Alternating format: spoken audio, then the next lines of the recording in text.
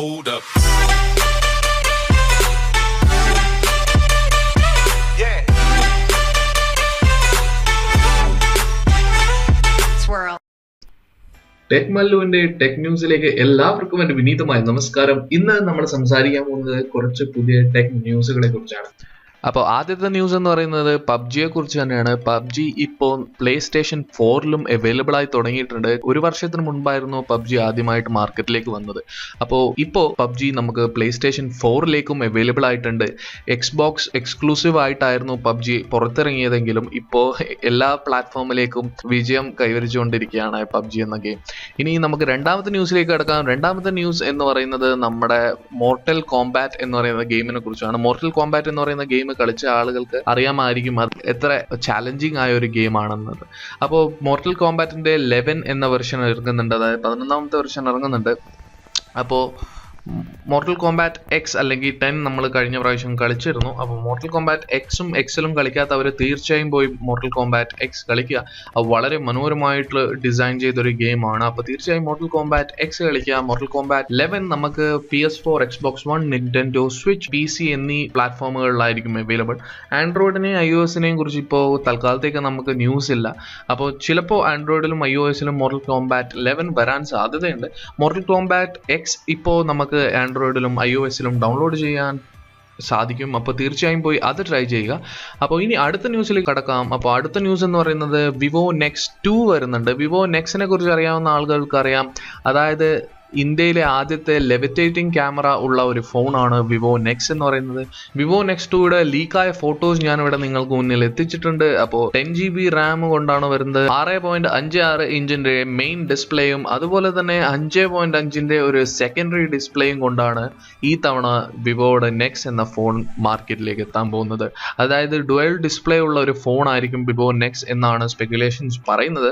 ഇതിന്റെ official rendering വരാതെ നമുക്കൊന്നും കൺഫേം ചെയ്ത് പറയാൻ പറ്റത്തില്ല.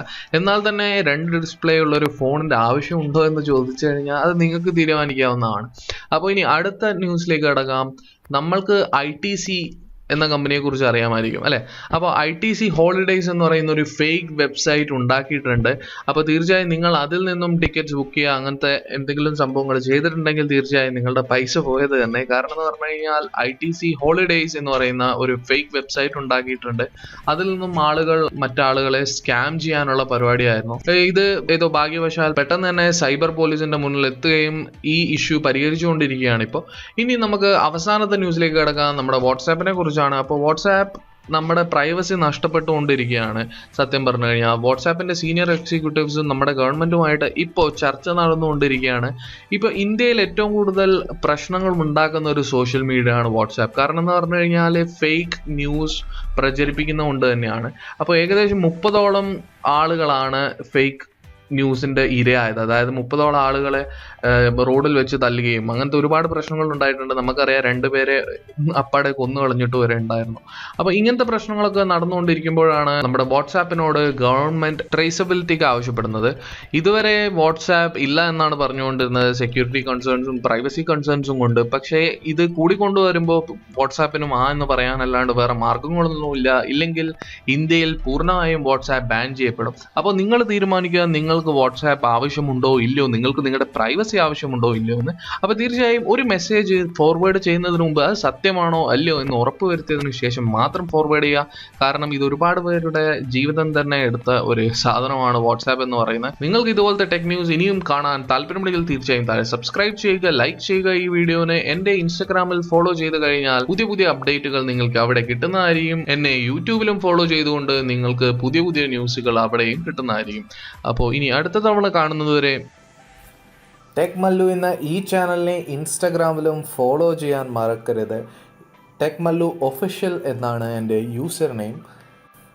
അതുപോലെ തന്നെ ഇവിടെ യൂട്യൂബിലും നിങ്ങൾ എന്നെ സബ്സ്ക്രൈബ് ചെയ്ത് ഈ ബെല്ലൈക്കൺ അമർത്തിക്കഴിഞ്ഞാൽ ഞാനൊരു വീഡിയോ അപ്ലോഡ് ചെയ്യുമ്പോൾ നിങ്ങൾക്ക് നോട്ടിഫിക്കേഷൻ ലഭിക്കുന്നതായിരിക്കും.